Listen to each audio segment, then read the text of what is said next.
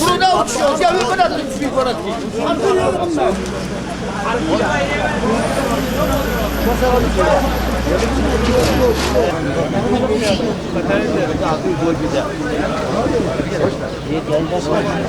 Bismillahirrahmanirrahim. Elhamdülillahi Rabbil alemin. Ve salatu ve selamu ala Resulina Muhammedin ve alihi ve sahbihi ecmain. Allahu Celle Celaluhu Kur'an-ı Kerim'inde şöyle buyuruyor. Huz min emvalihim sadakaten. Buradaki sadaka zekattır. Sadakaten tutahhiruhum. Zekat ilk önce insanı günahlardan arındırıyor. Böyle bir özelliği var. Tutahhirum min denesiz zunubi. Günahların kirliliğinden onu arındırıyor. Malımızı arındırıyor. Ve tuzekkihim biha. İnsanı zekat münafıklık derecesinden mümin derecesine yükseltiyor. Böyle bir özelliği var. Bir de ve salli aleyhim. Peygamber Efendimiz sallallahu aleyhi ve sellem'e emrediyor ayet. Allah-u Celle Celaluhu diyor onlara dua et, istiğfarda bulun. Zekatı veren kişi Peygamber Efendimiz sallallahu aleyhi ve sellem'in duasından da payını alıyor. Allah-u Celle Celaluhu Kur'an-ı Kerim'in birçok ayetinde diyor ki bu mal benim malımdır. Ve atuhum min malillahillezî atâkum. Bir de şunu düşünelim. Dünya fanidir. Bu elimizdeki sermaye dün başkasının elindeydi. Bugün biz nöbetçiyiz. Yarın da başkasının eline geçecek.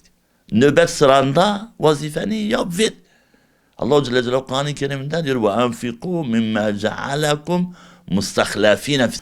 Biz öncekilerin yine sermayeyi elinde bulunduranların halifesiyiz. O sermaye onların elindeydi, bizim elimize geçti. Nöbetimiz sırasında bunu verelim. Bir de bakın bugün görüyorsunuz fabrikalar yanıyor, millet sigorta yapıyor. O kadar gidip para harcıyorlar. Peygamber Efendimiz sallallahu aleyhi ve sellem şöyle buyuruyor.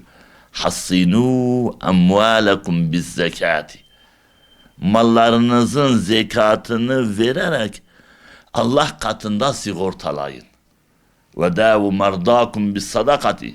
Sadakayla hastalarınızı tedavi ediniz. Bu hadisin devamı وَاِدُّوا لِلْبَلَاءِ الدُّعَاء. Belalara, musibetlere karşı silahınız olan duayı hazırlayın. وَلَا يَرُدُّ الْقَدَرَ اِلَّا الدُّعَاءُ. Kaderi de ancak dua geri çevirir. Yine bu zekat önceki peygamberler de bu vazifeyi yapmışlar. Mesela Allah Celle Celaluhu Kur'an-ı Kerim'de وَذْكُرْ فِي الْكِتَابِ إِسْمَاعِيلِ إِنَّهُ كَانَ صَادِقَ الْوَعْدِ وَكَانَ رَسُولًا نَبِيًّا. O vaadinde sadık bir peygamberdi. O hem Resul'dü hem Nebiydi. وَكَانَ يَأْمُرُ أَهْلَهُ بِالصَّلَاةِ وَالزَّكَاةِ. O ailesine hem namazı hem zekatı emrediyordu. Yine İsa aleyhisselam diyor ki Rabbim avsani bis salati ve zekati ma dumtu hayya. Yaşadığım müddetçe Rabbim bana namazı ve zekatı emretti. Sahabe-i kirama bakıyoruz. اَلَّذِينَ يُنْفِقُونَ اَمَّالَهُمْ بِالْلَيْلِ وَالنَّهَارِ. Gece de infak ederlerdi, yine zekattan verirlerdi. Gündüz de. Yine geceyi de bu güzellikten mahrum etmezlerdi. Gündüz. فِالسَّرَّاءِ وَالضَّرَّاءِ. Bollukta, darlıkta. Yine infak ederlerdi. Sirran ve alaniyeten. Açık, gizli infak ederlerdi. Günahlara karşı değil, ibadete karşı sabırlı olmak, musibetlere karşı sabırlı olmak. وَالصَّبْرُ سَوَابُهُ الْجَنَّةِ.